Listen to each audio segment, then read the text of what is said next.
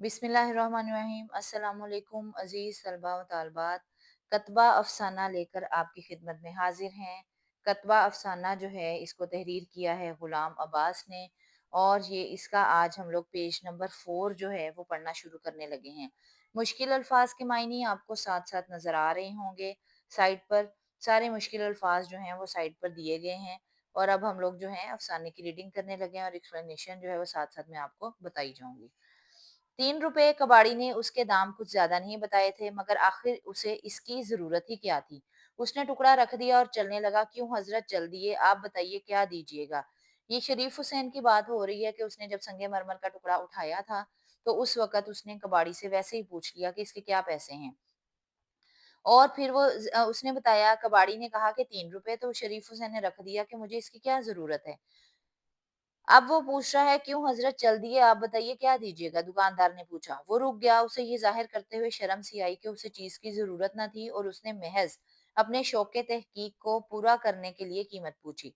अब वो ये सोच रहा था कि महज का मतलब है सिर्फ शौक तहकीक का मतलब है तजस्सुस का शौक, कि उसने तो ऐसे बिला वजह ही कीमत पूछ ली थी, लेकिन अब वो क्या कहे कि मुझे इसकी जरूरत नहीं है। उसने सोचा, दाम इस कदर कम बताओ कि कबाड़ी को मंजूर ना हो। उसने सोचा कि अब यही तरीका है इससे जान छुड़वाने का, कि मैं इतने कम पैसे बताऊं कि कबाड़ी खुद ही कह दे कि नहीं जी, मैंने तो इतने में नहीं देना। तो उसने कम से कम वो अपने दिल में ये तो ना कहे कि ये कोई कंगला है।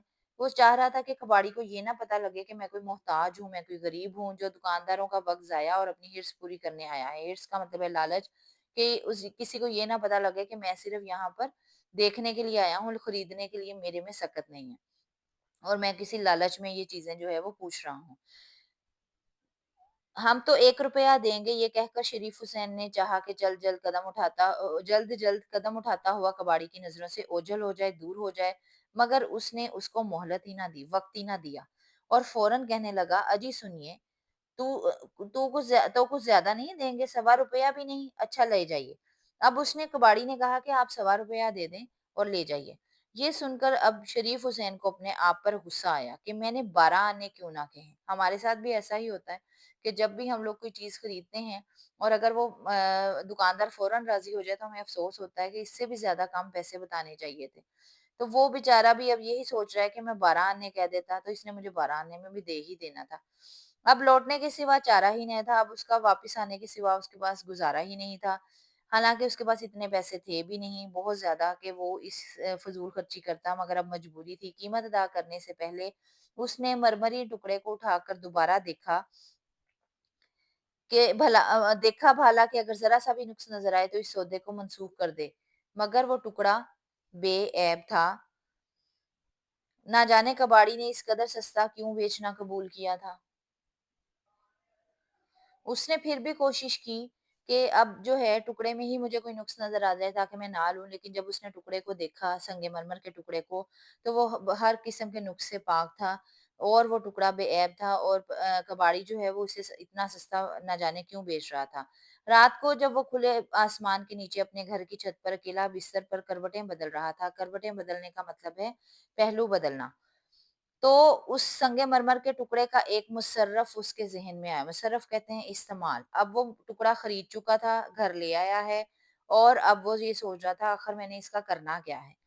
अब उसके ज़हन में अचानक ये ख्याल आया, खुदा के कारखाने बड़े अजीब हैं।